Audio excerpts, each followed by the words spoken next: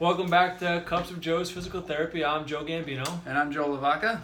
And today we're going to be talking about the deadlift, which is one of my personal favorite exercises that are out there. Pretty much it's one of those ego exercises, you pull 300, 400, 500 pounds, and hey, what's better than that? But at the same time, for rehab purposes, it's a great exercise to introduce to patients where it allows us to become very functional, where we're actually able to connect our arms holding a weight out in space, push our feet through the ground, and maintain tension throughout top to bottom. Mm-hmm. So what are your takes on how it's prescribed in either way? Well, I think that it's kind of overly and underly prescribed, and it depends on what field we're really looking at. From a PT perspective, I would say that it's very underutilized because people come in with a big fear avoidance of this pattern, including PTs to prescribe this pattern. God forbid we flex our spines. God forbid we load the spine. That's just, highly irrational way of thinking. Whereas in the fitness industry, it kind of is on the opposite end of the spectrum, where it's just kind of built into everyone's program. It's an Olympic lift. It's a necessity. You have to do this and have to do that. Whereas we're not looking at enough of the movement patterns prior to make sure people have the capability to perform a safe deadlift. And I think that's really the key where the deadlift goes wrong. Yes, I agree. And if we look at the deadlift, and a lot of times I see people either prescribing it or people doing it on their own. It's not that it's a bad exercise, it's that people either cannot hip hinge or without flexing their spine, or they can't lift their leg up laying on the back. They can't do a straight leg raise that's normal, about 70 degrees. So if you're missing either one, and you're going to have troubles with the deadlift, whether or not you go sumo with wider feet, something may go wrong, especially if you have an asymmetrical difference. So if you have a straight leg raise of 70 on one side, which is really good, and then only 35 on the other side, there's something going on in that pattern that no matter how good to your eye it may look, something may go wrong over time. So it's definitely something that we need to keep an eye on. Absolutely. And that's an easy assessment. 70 degrees straight leg raise, most of our phones have devices that can measure that angle for us. We don't even need a goniometer. We can eyeball it. We can probably get pretty close to that assessment.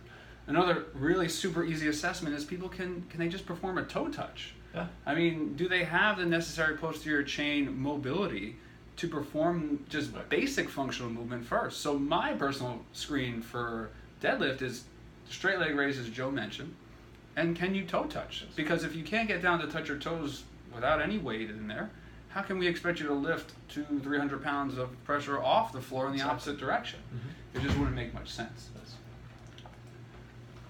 So in terms of cues or keys for success with the hip hinge, there's a multitude of different strategies out there.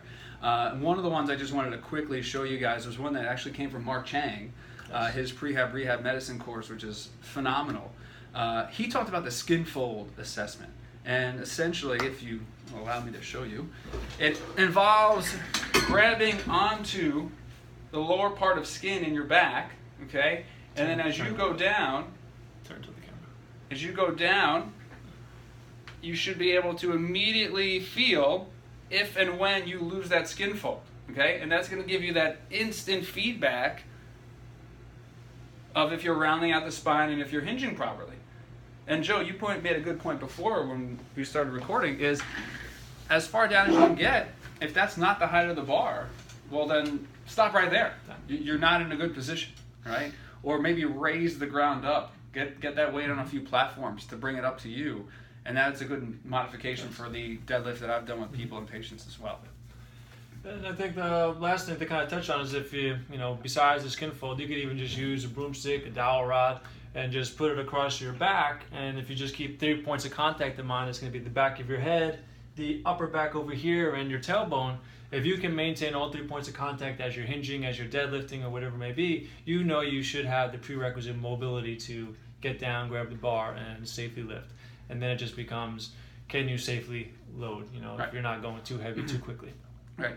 And my personal favorite part about the deadlift is how multidimensional it is. If done properly, it's going after cervical stability, it's going after scapular stability and shoulder packing.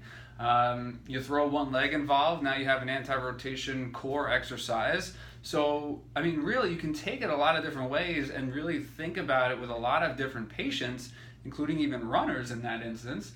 And it becomes a lot more accessible, and you don't have to just think about it with your low back pain or your hip pain patients, because, as we know, there's not one exercise that is just, streamlined to one person or one individual. I think, you kind of rob yourself or sell yourself a little bit short if you think about exercising for specific diagnoses.